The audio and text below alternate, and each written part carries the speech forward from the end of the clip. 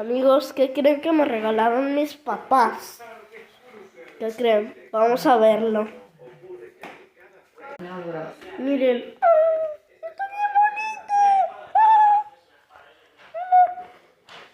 Tiene una capacidad y es que no tiene una abejita. Nació sin una mañana lo grabas eso. No tiene una abejita, pobrecito. Pero como quiera, es muy mordelón y juguetón. Está bien. No. Ya voy a estar subiendo videos con él. ¡Ah!